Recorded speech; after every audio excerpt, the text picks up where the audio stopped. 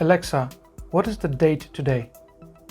It's Thursday, the 15th of October. There we go. Like Alexa confirmed, today is Thursday the 15th of October, is the first official day of availability of the brand new Sony Xperia 5 Mark II here in the UK for the wider consumer. I know some of the people have got the phone already, but those are mostly reviews and YouTubers or people who got the early first batch of handset. But today officially the 15th of October, Thursday 2020, is the first official day for the wider consumer in the UK to own the Sony Xperia 5 Mark II, the brand new flagship from Sony.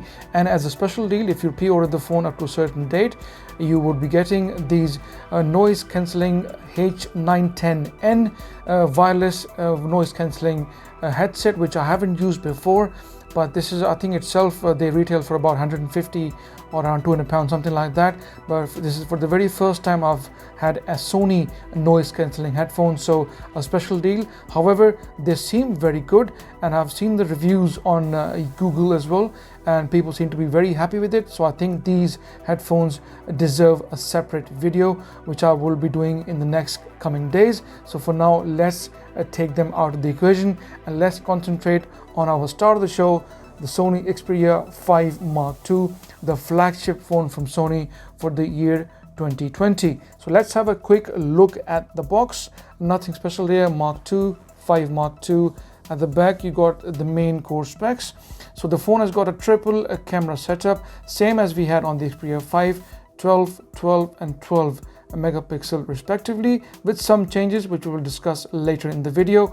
An 8 megapixel selfie camera, exactly the same as from last year. Maybe it might have a slightly better quality, but I wasn't that impressed with the selfie camera on the Xperia 5.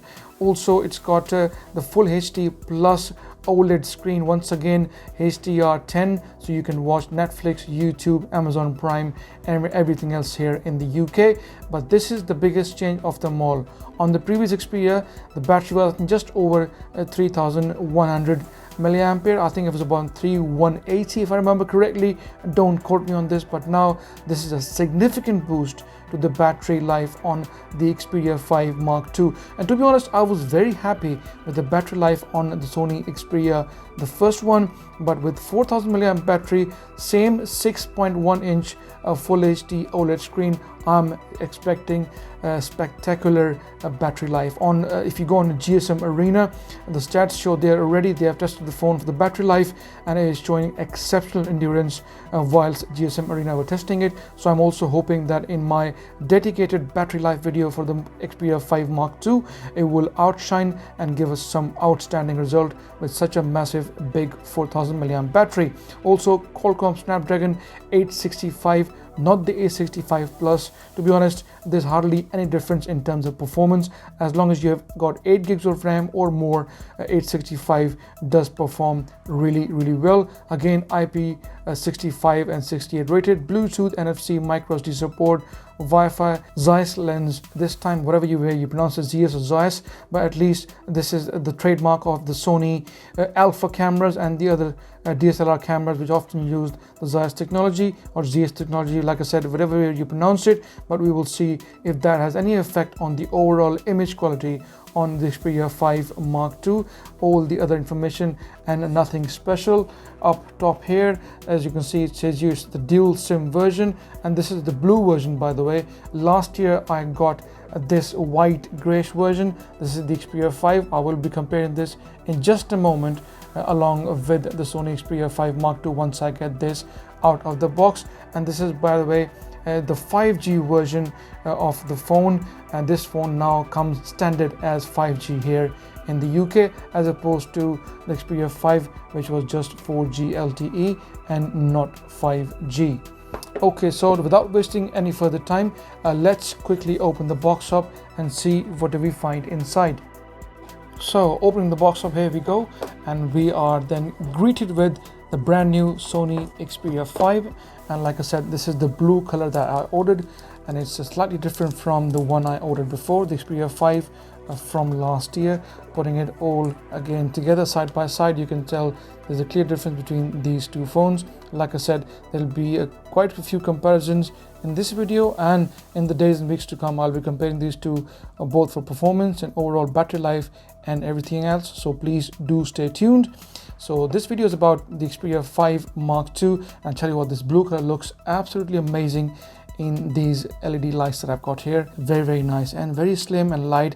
And I think the one thing which hasn't changed from the previous Xperia 5 is the actual width of the phone, which I discussed in quite a lot of detail in my previous unboxing video of the Xperia 5. It is the same 68mm width, meaning for all those people out there like me who love the one-hand use, you will be easily able to use this phone with one hand. As you can see, my thumb can go all the way across to the other side of the screen, which is a fantastic feeling, something very rare and something which you don't find in flagships these days. Everybody tends to make long phones, so does Sony, but everybody keeps forgetting about the width. All these OnePlus phones, like you had the OnePlus 8T released, the Samsung Galaxy Fan Edition, all the other big phones, you get the phones from Realme and the rest, and everybody seems to be making slim phones, long phones, big phones, but no one gives any attention to the actual width of the phone. That's the main key factor which decides if you can use this phone with one hand, and this is definitely one of those rare phones, in fact probably the only phone in this class which can give you that ability to use your phone with one hand. Okay, so putting the phone aside, enough talk about the one hand. Let's see what else do we get in the box. So the manual paperwork, and I'm sure most of you probably won't be interested, it's quite common sense stuff, self-explanatory, so nothing for you to worry about for now. Okay, so let's see if they have given us a charger, unlike the Apple iPhone 12, who have committed themselves not to give us the charger, which is very strange. Asking for so much money and not giving you a basic charger is a very shocking business decision. There we go then. So this is the 18-watt USB charger, a fast charger, even though the phone has got support for even faster charging, but 18 watt would be more than sufficient for most consumer here in the UK and worldwide. So this is the 3-pin UK plug. What else do we get in the box? Do we get any cables? Yes, we do. So we have obviously a type C USB cable, and in fact this time around both the ends are type C. So you got, let me get this out just to show you guys. There we go. So both ends are type C. All these new modern cars, these electric cars, the Teslas, the Hondas, and the new BMWs, and the new Hyundais and Kias, they're all getting these type C ports, meaning that you can use this cable to charge your phone without taking the brick with you. In the car you can use this cable to charge your phone, which is again fantastic. And that's pretty much in the box, guys. Nothing much here. I was expecting probably a case, but no case. I think it's more of a Chinese tradition than the Japanese. Alright, so putting everything away, the packaging, the boxes, so let's have a quick look at the Sony Xperia Mark II. Let's switch it on and see if it's got some used in it. I'm sure it should have. Most OEMs do tend to charge their phones up to at least 50% Sony. There we go. So let's remove this screen protection. Let me make you hear this. Wow. Every time I unbox a phone, the feeling, the emotion that is with the phone stays. I've unboxed dozens of phones over the years, but the feeling still remains the very same as if I was unboxing my very first phone. There you go, the nice beautiful welcome animation by Sony. So let's go through the setup very quickly. Let me also enter my Wi-Fi password and the basic setup. I'll be back in just a moment. So there you go, I've gone through the basic setup, and now we're finally getting to the main actual home screen of the Sony Xperia 5 Mark II. Okay, so first and foremost, let's quickly discuss a few things which are new in this model as opposed to the previous one. The most obvious difference, like we discussed earlier, is obviously the bigger battery, a 4000 mAh battery. So like I said, I'm expecting a spectacular battery life from this phone over a day easily, from my understanding. Also, we have now a Google button here on the right hand side. I will go through the layout of the phone in just a moment, so we'll talk about the Google button as well, but for now quickly, this is one of the major changes they have made as opposed to the previous model. Also, the screen is now 120 Hertz, means smoother experience when you go through different animations across the screen, and also at the same time a lot better haptic feedback, meaning you will have your touches more responsive and you should be able to type and interact at a better speed as opposed to the previous Xperia 5. Also, the speakers, my personal favorite, are now both of them front facing. Like in the previous iterations, the earpiece was used as the second speaker.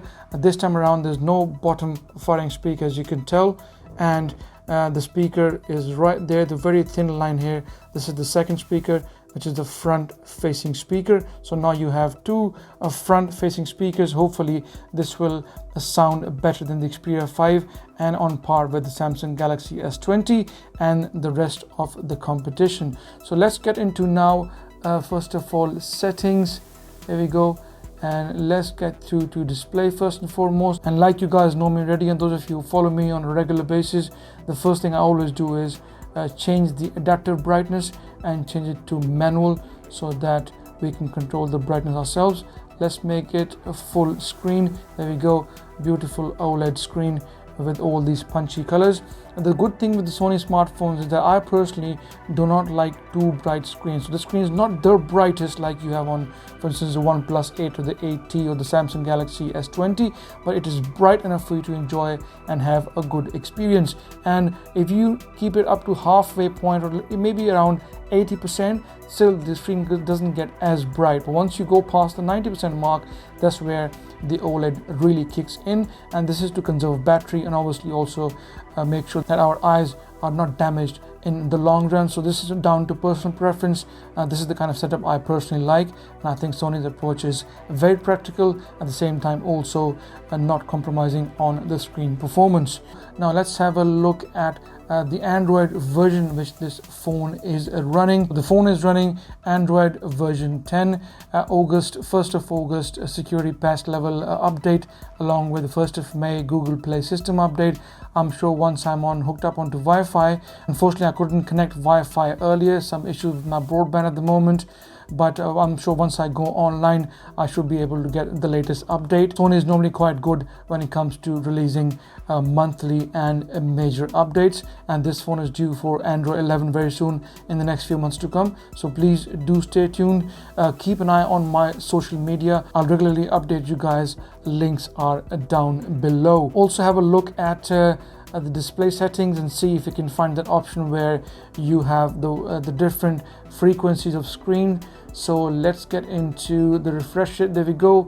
As you can tell, use high refresh rate. There we go. We're going to use that straight away as we got a big battery. Thanks to Sony for putting in 4000 milliamp. So that means we can afford to have the screen running at all times on 120 Hertz, and straight away you can tell the screen is running very efficiently, very smoothly, and it's looking quite nice.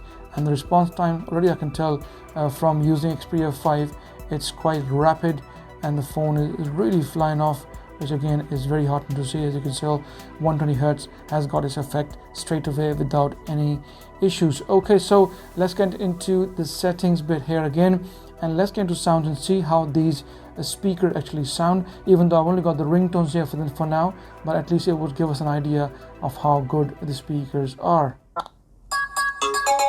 There we go. As you can hear, it's quite loud. Straight away you can tell the sound is coming onto your face and the difference is quite obvious. But I will be doing a dedicated video with this phone along with the Samsung Galaxy S20 and the Xperia 5. So before I wrap this video up, guys, let's have a quick look at the Sony Xperia 5. See what the main differences are, at least the physical sides of the phone. So as you can see, the size is pretty much the same.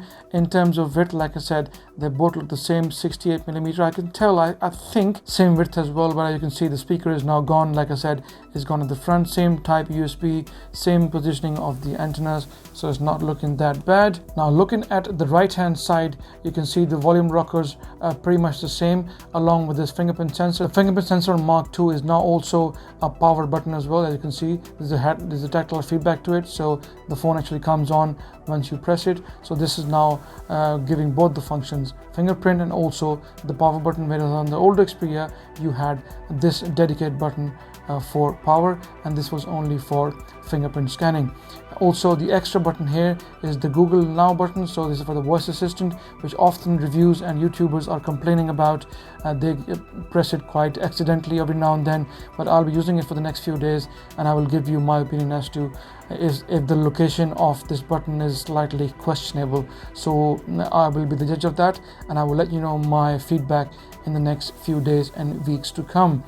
Okay, everything else looking on the left hand side, pretty much the same. You can still take the SIM out without getting any SIM ejector tool. That's the one thing I like about Sony phones. There you go, you put your nail in there you go, and the tray comes out, which is again fantastic. So you don't need actually a SIM ejector tool for any of these Xperia smartphones. Both can easily come out without any fuss whatsoever. And also on top of that, they're both IP rated as well, despite having these kind of trays, which is fantastic. On the left hand side, nothing else. At the back, you got the similar setup, like I said to you earlier in the video, a 12 megapixel for each camera on each side. But however, this time around, you got this Zeiss lens here. Hopefully that will make a difference to the overall performance of the video, and also to the photography side as well. You can see a bit of difference between the two lenses here. This seems a bit more wider. Whether it's down to the aperture or the millimeter size of the lens, whatever that is, what I'm interested in, quality that is produced by the cameras. Regardless of the branding or the focal length or the size of the lens, the main thing is what's the final outcome. And I hope that this time around they will have even a better picture quality as opposed to the one from Sony Xperia 5. And I'm also very keen about this front facing camera. Both are 8 megapixel. I think the aperture on both is, the aperture size is pretty much the same as well, but I'll see if the algorithms have made any difference to the overall picture quality of the selfie camera. So guys, this was a quick overview of the Sony Xperia 5 Mark II. There'll be plenty of videos to come in the days and weeks, so please do stay tuned. I will be going through the whole interface of this phone along with the camera. There'll be video samples, and especially the battery life video, which is very hard to find on YouTube these days. You know my style, guys. I take screenshots, Wi-Fi, 4G, 5G. I'll be doing all of that, and we'll see how the battery fares along with everything else. So guys, if you like my video, please give it a thumbs up. Any questions, please feel free to ask me in the comment section, and like always, please subscribe as it helps, and I shall see you in the next video.